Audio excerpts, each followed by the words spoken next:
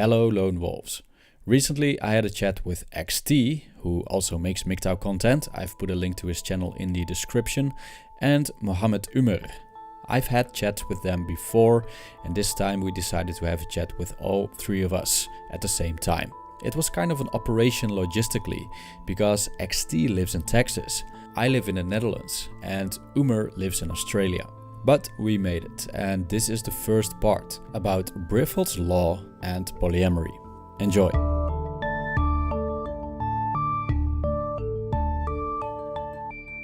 Look, I see my stance. I'll tell you what my stance is about all major issues in life, including this one, which people call Briffault law or everything. My thing is that as a common person, I try to argue things and approach any issue, whether it's religious, political, or Briffault's law, male-female relationships in context of husband and wife. I say use the common sense and let's not try to place cleverness before common sense. Now, people can try to quote studies and everything, but in the end, you will realize that everything comes down to sheer common sense and sheer simple psychology, which is deeply embedded in every human being. And the deepest psychology and the psychological fact is that a woman, by psychology, through her nature, can never accept a man who is less or a lower status than her. And that is a fact. And all the women who say, oh, but my husband is stay at home, but in most of the situation, that husband if he's not working, he was working at least the same or higher status when the woman chose him to be father of her children. Okay. You can look at that. Exceptions are not examples. You will always find exceptions and outliers, but they are not examples for general trends and the general nature. And a woman will never accept a man who makes less money than her. Even in the situations when a man gives up, for example, if my wife is or was a doctor, she was making as much money, we had a kid, and I chose to stay home, which I did offer to her. She's not a doctor, but I offered to her, look, I'll stay home and I'll care for the kids. Yes. But even if she was a doctor making as much money or more money from me, I would stay home. But in reality, she knows that once kids are a bit older, I'm going to be able to go back, resume my career and start making more money. So when she goes out to her, so where we have to understand this is from point of view of a female nature, which is always competing with her friends, with her surroundings, with everybody who's around her. So when they sit together, even sisters, you observe this, make this common sense observation. Oh, yeah. Two sisters will compete with each other. They will be jealous of each other. Oh, she's got a better husband. She's got a better car. Mm-hmm. That's where they're coming from. They can't accept my husband is making less money and he's lower status than I am. And the best example and the proof of that is there are innumerable men you will find they were very successful and very, very good places, like from social status wise. And they will go and they will marry someone who's absolutely not, minimally educated, has no professional degree.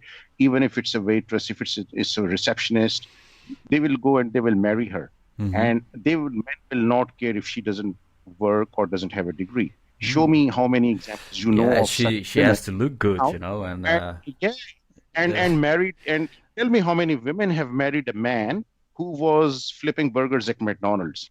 Give me one example. It would be very hard.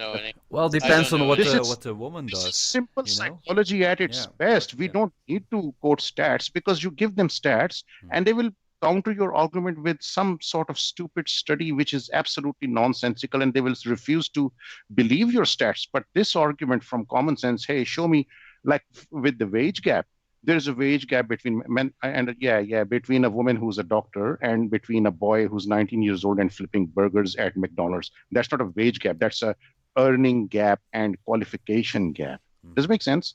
Common sense. Yes, it does. It does. Yeah, it does. It does make sense. Yes. Well, I'm gonna take the talking spoon. Was that a good stopping point for a moment, Umar? Or? Yeah. I wanted to add to what you just said.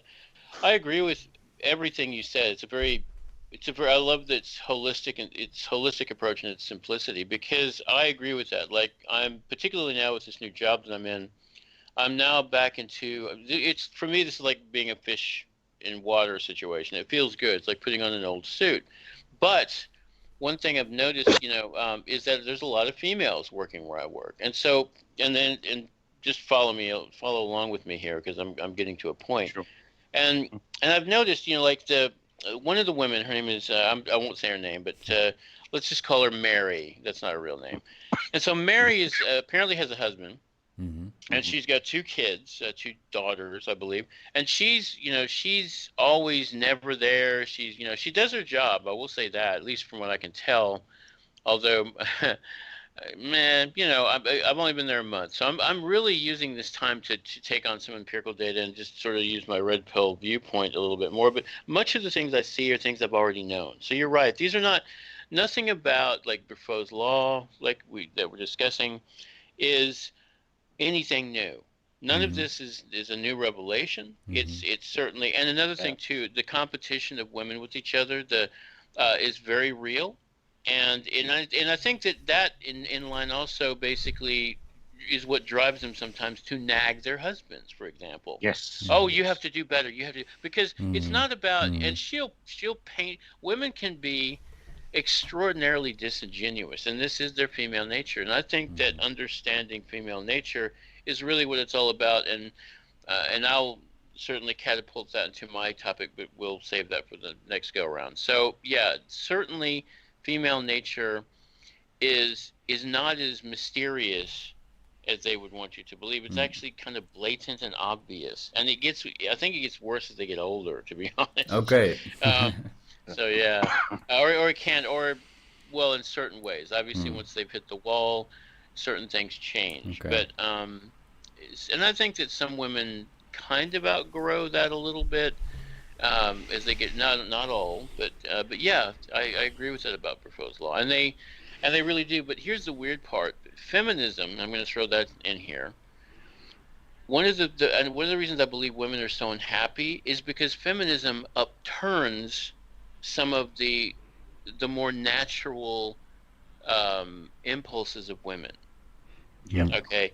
And that's why they're unhappy, because the bar's been raised in certain areas of their life, and take it away, either of you, on some things like competing with men, equality of opportunity, or outcome, and all that nonsense, intersectionality, all this stupid, just ridiculous ideas that women are the equivalent of men when they are not in some areas.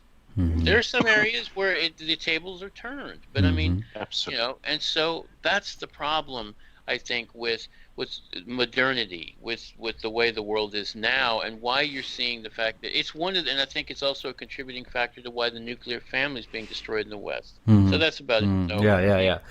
Okay, back to you. I would like to add something, and maybe we can make some kind of prediction here about how this is going to be, because, well, I haven't studied this a lot, but I just observed in my own environment what's going on, and I know I'm acquainted with a lot of women my age and younger, and some a little bit older, all like the 30-year-old range, And we know about women approaching 30 and passing the magical age of 30, is that secretly they all want one thing, and you know what it is.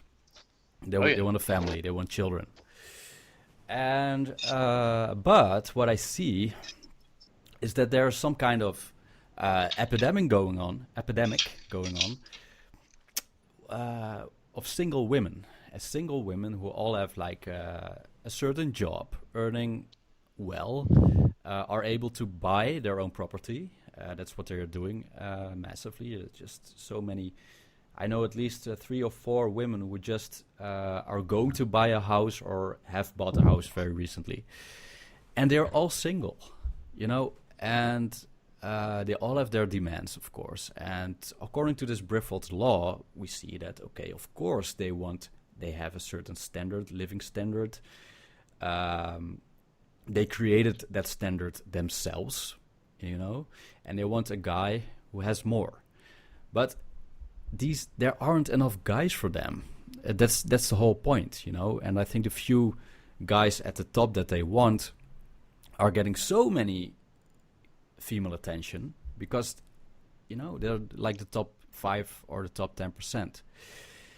And I'm sure I'm not the only one, but I foresee a lot of problems with with this. It's already a problem. If you see how we're already there. we're already there, Yeah. of course, but it's going to Yeah. get way and way See worse. this.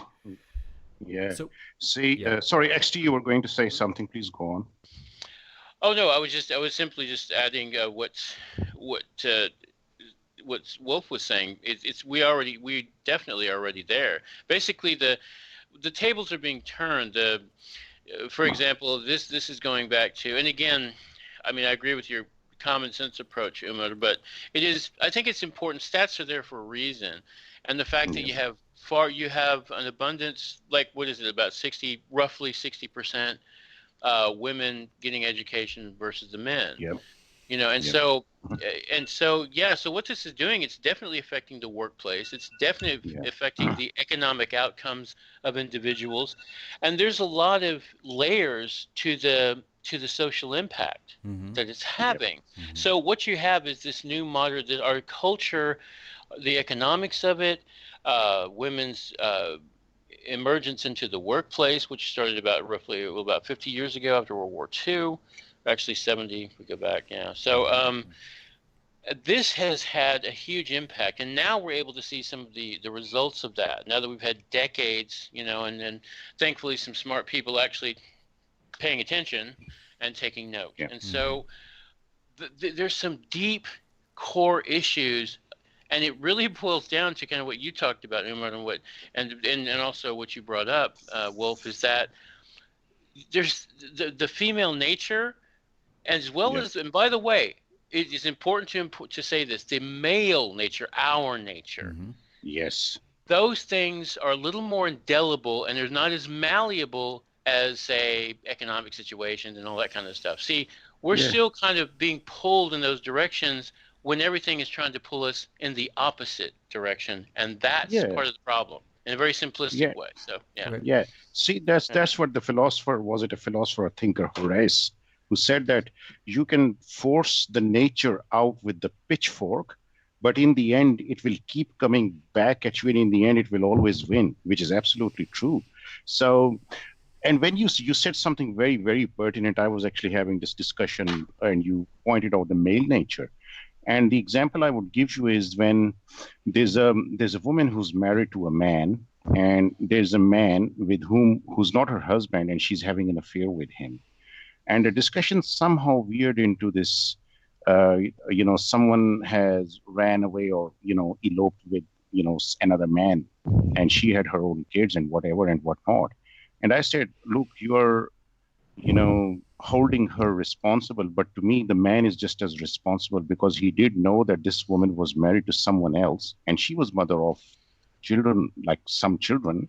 He is no less responsible, although we can say that she was more responsible, but he does share a fair bit of blame for being a party to make happen what did happen to those children and that man.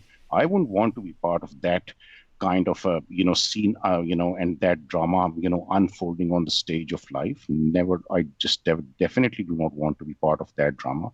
And that's, like, I suppose that pertains to your morals. But so it's man's nature. And then the other thing I said was that women think it's their freedom, that they can sleep around with anyone, but in reality the only people who've actually benefited from their sexual freedom are the men who do not want to commit themselves into the relationships. Because 70 years ago, if a man slept with a girl or made her pregnant, he had no escape but to accept the responsibility of the child and that girl, and to shoulder that responsibility for the rest of his life. That's it. And same was for the woman. Not anymore, because hey, I'm not going to be married to you.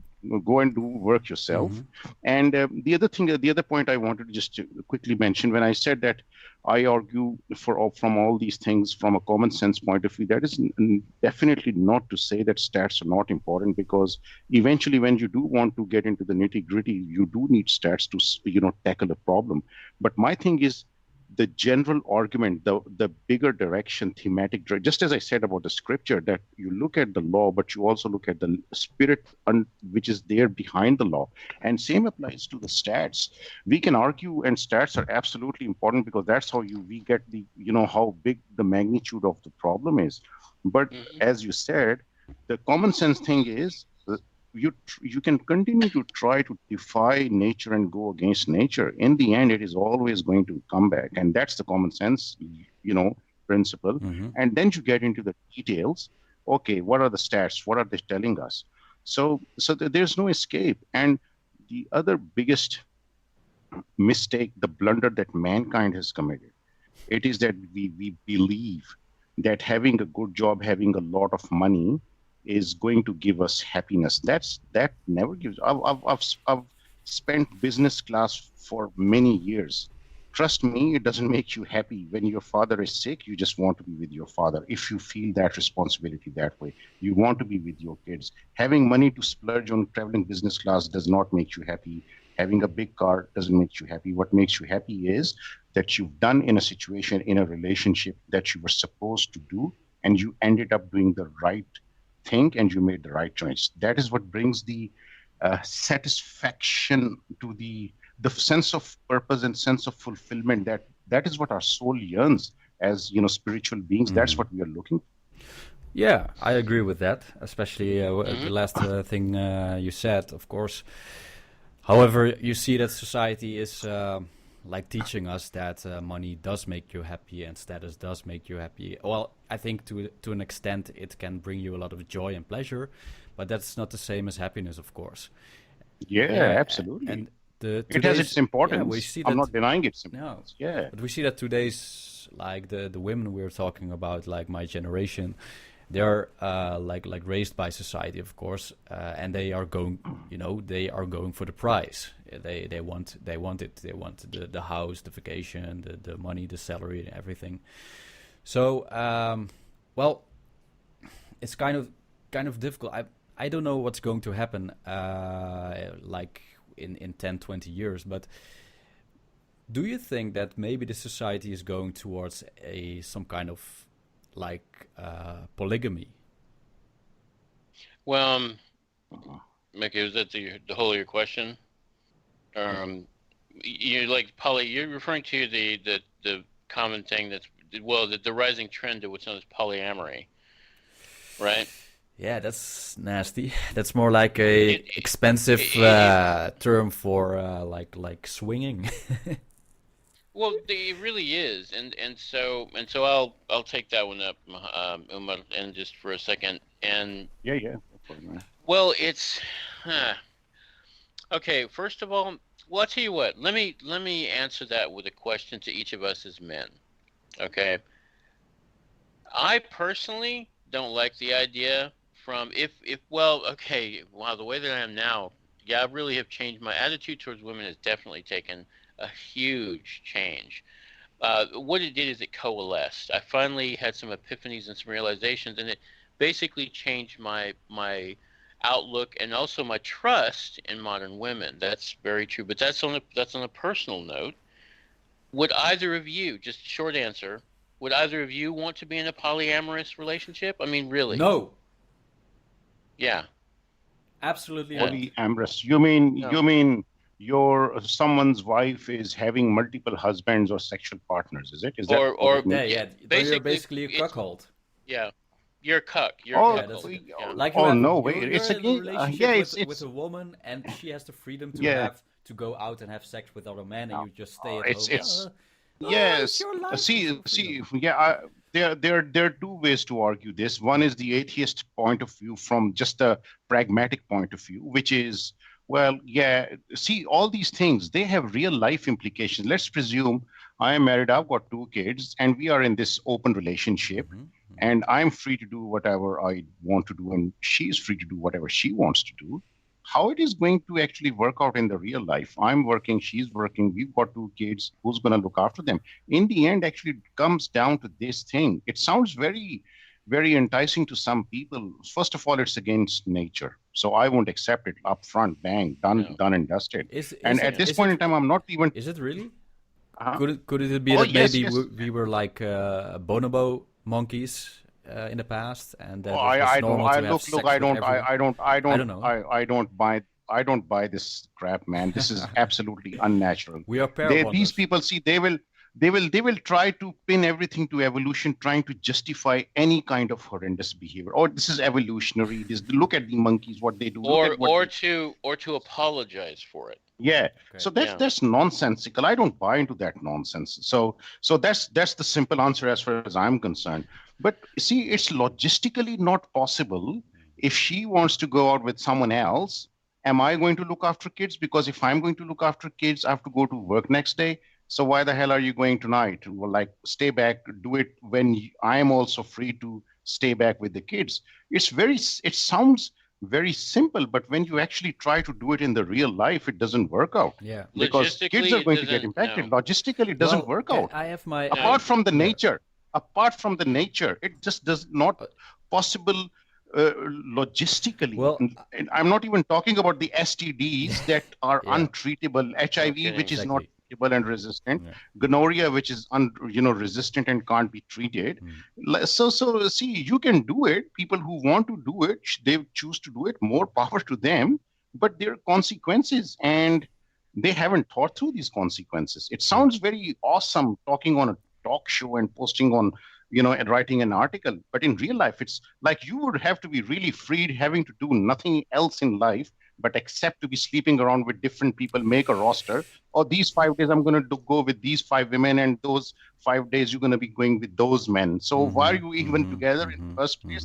Yeah, exactly. Well, I have something to add to this. Of course, I do agree. The question we can ask ourselves is this whole polyamorous like lifestyle. Okay, who is really benefiting from it? Of course, you have a bunch of like ignorant, horny guys who think by, oh, wow, that's a good idea. Polyamory. I can have sex with every woman I want. But the thing is, that's the biggest. There are women who are more horny than men are.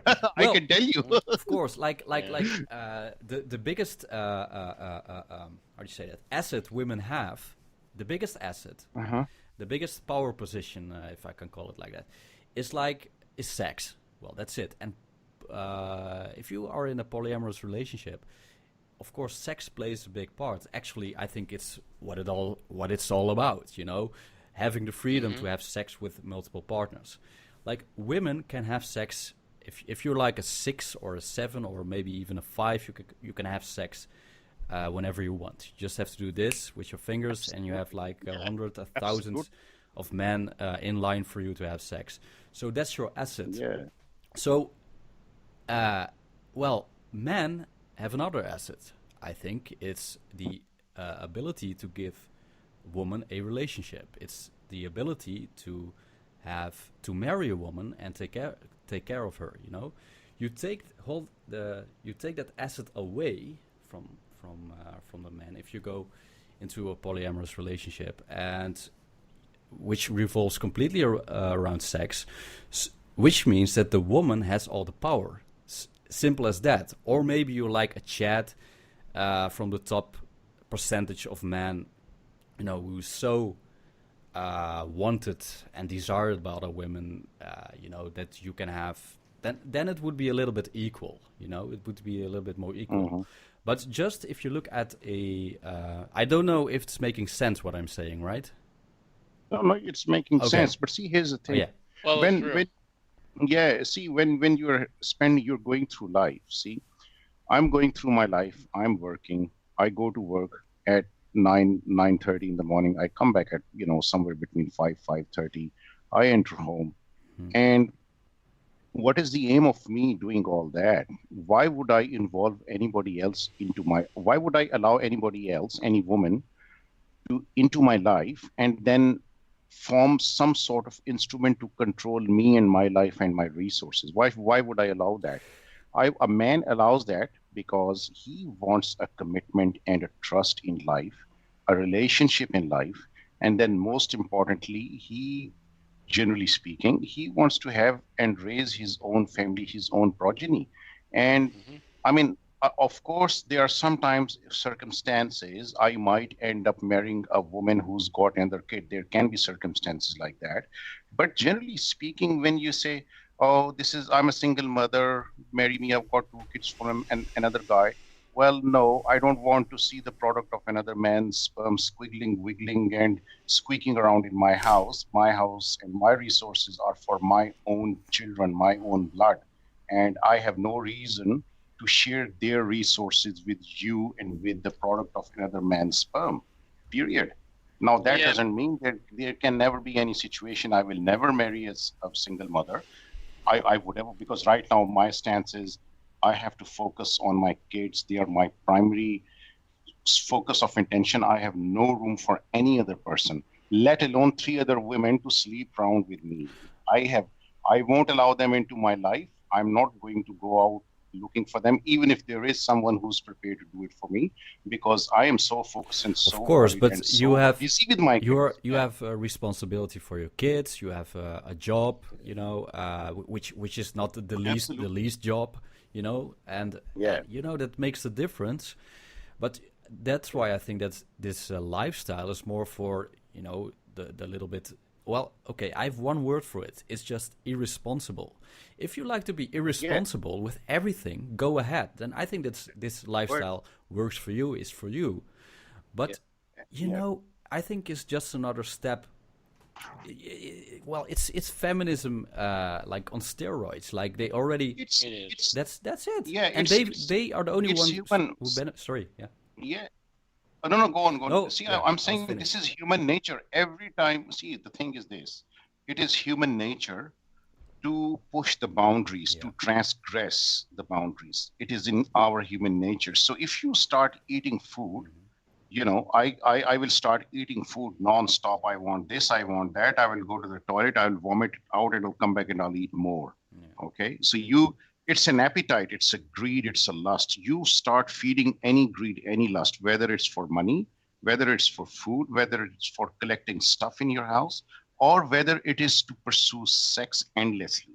You can continue to feed this lust and it will keep growing. And then you go from, oh, one woman at one time is not enough. I need to have threesome. Then from the women's point of view, one man is not enough. It's I want to exactly have the two same. men having sex. And they can Yeah. My have So turn. it. and That's the then problem. That's and why. then two are not enough. Then they want three. Then and same with the man. Gentlemen. So unless X. that's All what right. goes on. Yeah.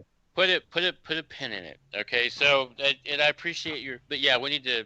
Yeah, okay, let's give everybody a chance to say something. Yeah. First of all, yeah, you're right. Everything. Okay, we're going down that rabbit hole. Let me point a very key thing out, and I think you were kind of touching on it, Wolf, and I think this is important to note.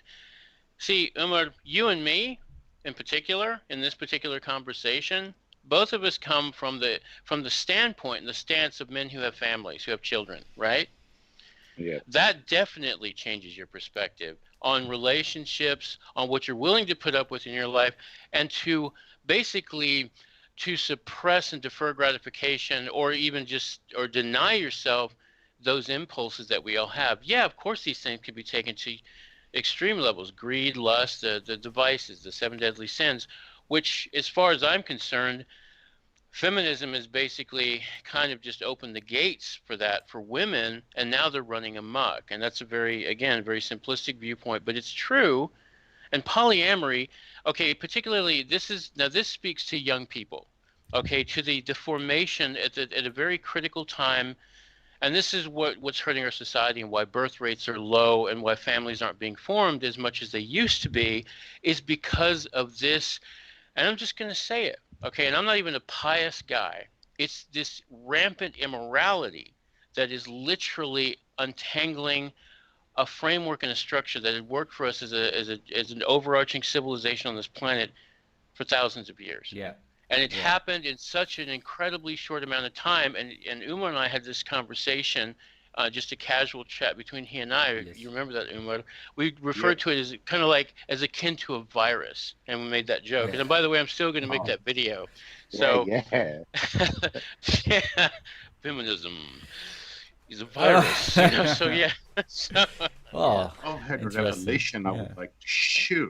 yeah. It's not only feminism. I think feminism is I think a symptom of a much larger problem, eh? Oh yeah, yeah, it is. But it's part of it. When men are we are from a very, again, very aggregate holistic viewpoint, we allowed this to happen. Our forefathers back 5 generations ago, 6 generations ago, they said they capitulated, but it's like, but the problem with women, if you look at this, is that you gave them this much and they're like, oh well, thank you, but I want more. I've noticed this in female nature all my life. Every woman in my family, even my wife in Indonesia, or ex-wife, and my daughter, okay, she's always wanting more. She's always wanting more. And I'm the one, being the male of the family, going, look, you need to understand the term called limitation, words like budgeting and living within your means. Okay, they have a natural tendency to always want more. They're almost insatiable. And you could apply that to all kinds of things, to sex, to money, to status. It's never enough. That's why hypergamy is a thing. Even like you see, like Sidney McTaggart did a thing on Charlie Thayer. He loves to beat on Charlie Thayer. How do you say her last name? Charlie Thayer's. Oh, what they were. Theron's. Oh, that's an actress, right? I can say Arabic last names better than I can say her last name. So I mean, it's ridiculous. And she's a Hollywood freaking celebrity, right? Mm-hmm. And she can't find a dude, especially in her theater, who wants to be with her. Okay, that's a classic example right that's there bullshit. Of hypergamy, yeah. Punching a woman in the face, like just head on, because she can't see past her own nose. I mean, she just can't. Yeah.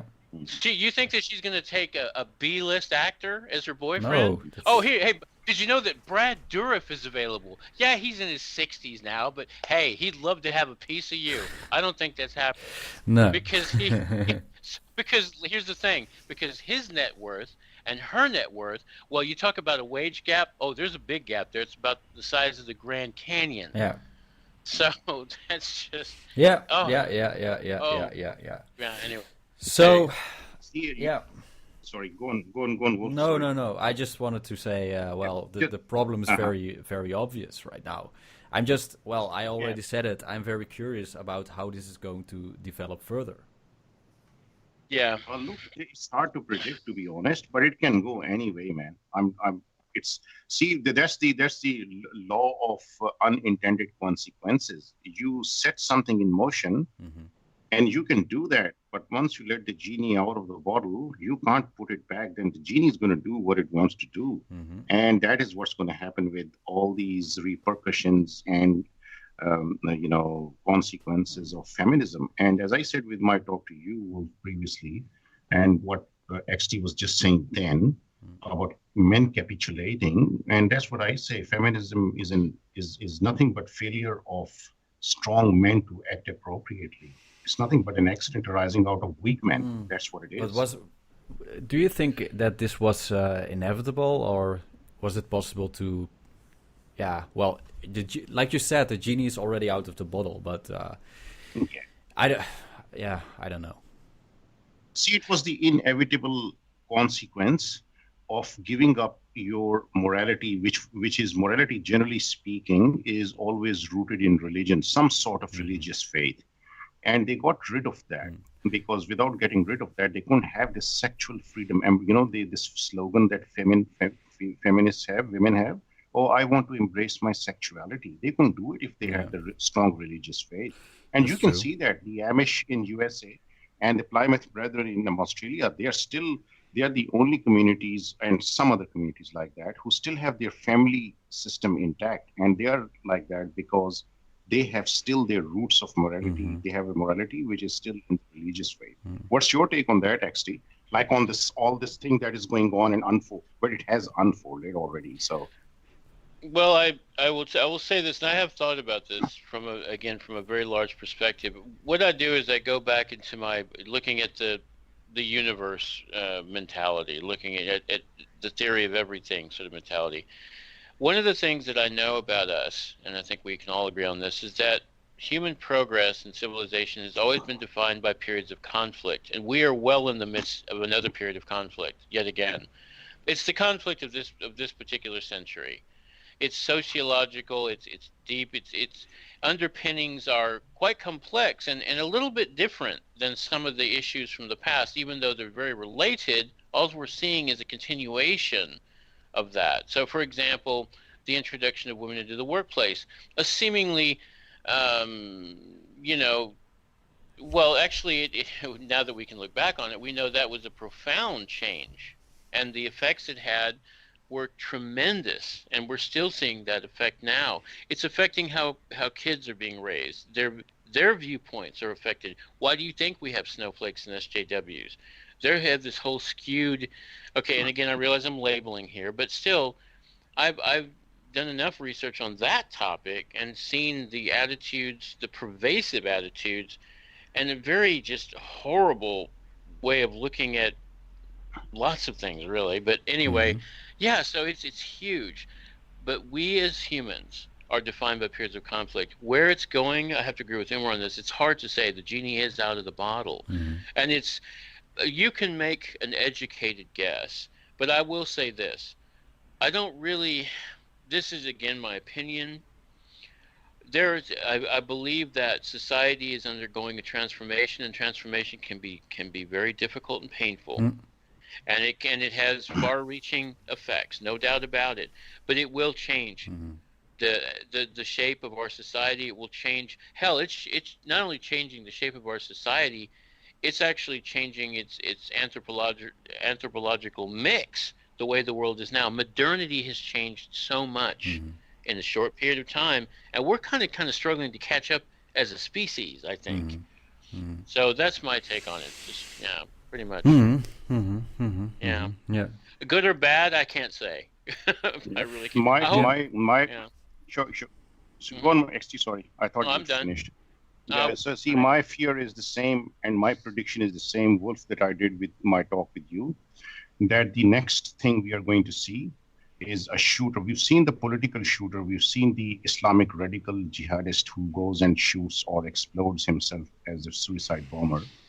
And we are going to, and then we've had this Christchurch shooting, and the next shooter at some point in time, one of the category that will come up is going to be a shooter who's going to be wronged so much, pushed into a corner so much by the injustices, and they are going to be anti-radical feminism shooters. And they will just go nuts because feminism has taken everything that they lived for. And when you take the reason to be alive from a man, then God helps you when he decides to do something as his last stand, which is what all these mass shooters are. Although it's going to happen in our lifetime. I can tell you this thing. It's my prediction. It's going to happen in our lifetime. We can say that this already has happened. Like, for example, a guy like Elliot Rodger and also the Trenchcoat Mafia.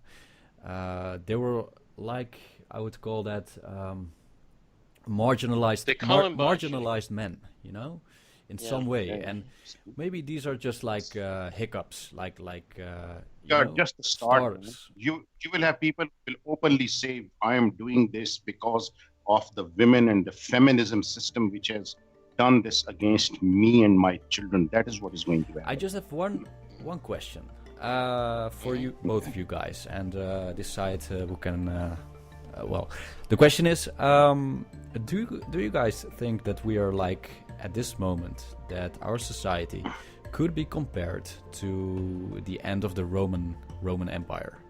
So this question will be answered in the second part of this chat. See you there. Keep it solitary.